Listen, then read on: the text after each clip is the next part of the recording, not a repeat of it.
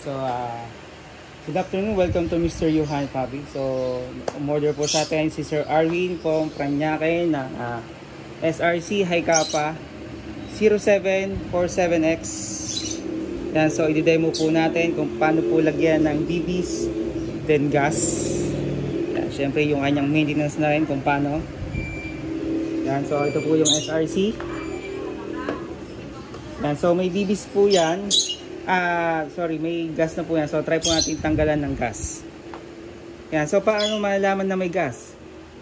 Pag pinindot nyo po itong outer valve, yung pinapalo ng hammer, yan, outer valve. So ito po yung inlet valve.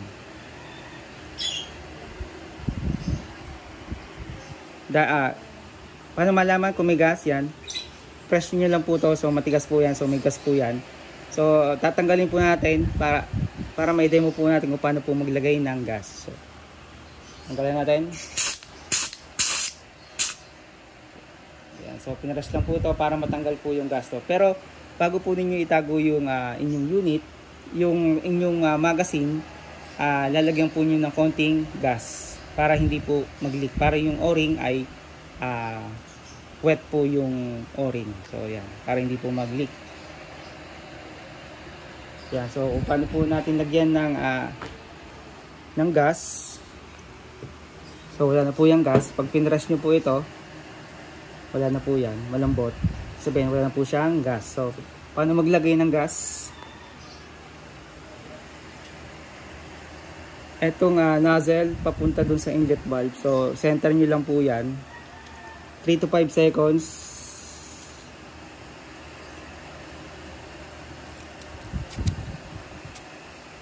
Now, 1, 2, 3. Yun. So ganun po yung paglalagay ng gas. So dapat wala po siyang masayang na gas, no?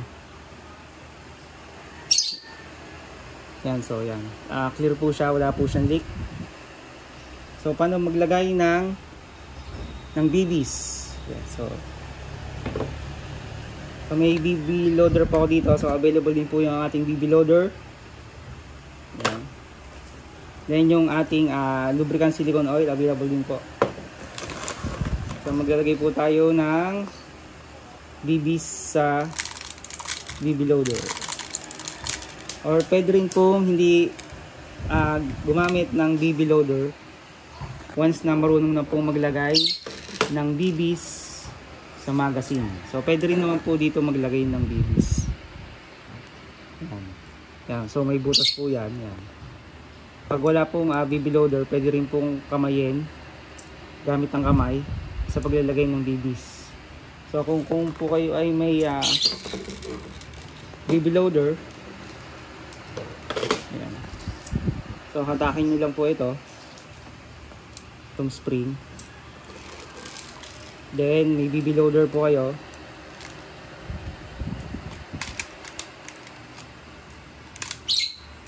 Ayan. Pine-press lang po ito. Ayan. Siyempre yung BBs dapat po ay zigzag. Dapat po ganyan po itsura. So hindi po dapat bungi-bungi para hindi po mag-misfeed. Yan. At syempre, so ito yung magazine release. So pag ito yung nakataas, itong safety, so hindi po yan makakasa. Yan po yung pinaka-safety niya. Then ito rin po yung safety grip. Pagka hindi po ninyo ito pinares, hindi po puputok yan. So try natin, pasa. Hindi po siya ma-press yung trigger once na hindi po ninyo ito pinapress. So press nyo po ito, then click yung hammer. Ayan, pag nakakasa, ito po yung hammer. Yeah. So pag kinasa mo yan at hindi po ninyo pinress yung safety grip, hindi po puputok yan. So ito po, ito ay only. Yan. Yan. So lagyan muna natin syempre ng lubricant silicone oil. Yung loading nozzle, cap-up chamber, yung ating outer barrel. So lahat po ng mga moving parts, no, metal moving parts, ng mga maliliit na parts for maintenance din po, no? So para hindi po masyadong maganit yung ating unit.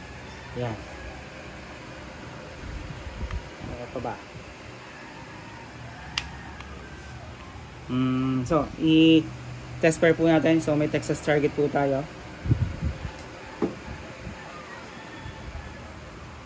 Yan. So may gas na po yan. Pag tinras po ninyo ito, yan, matigas po. So may bibis na po yan, 0.20 gram. So test fire po tayo. Pasok lang po si magazine. Leaking sounds. So dapat ang paglagay po ng magazine, medyo konting lakas po, no? Ito po. Hindi po pwedeng ganito lang po yung lagay. Possible po mahulog yung magazine. So dapat po may clicking sounds. Up, bawal yun. So dapat ganyan po. Yun. Yan. So always trigger finger out, toy only. So kasa. Yan po yung kanyang BB. So pag kinasan nyo po, release lang po ninyo. Yan. So ready to fire na po yan. Trigger finger out. So try po natin yung Texas target.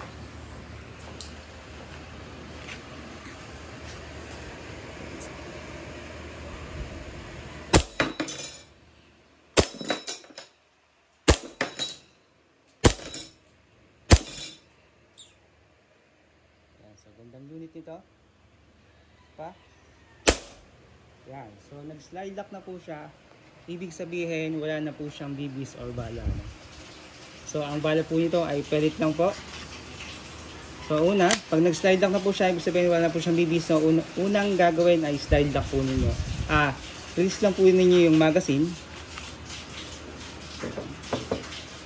Then pagka-release po ng magazine, pwede po ninyo itong i-press yung slide lock. So ako po, ginagawa ko po para hindi po magasgasan yung slide nya, ginagawa ko po, hinihila ko po itong slide papunta sa akin, tapos baba nyo po ito, baba po ninyo ito, then release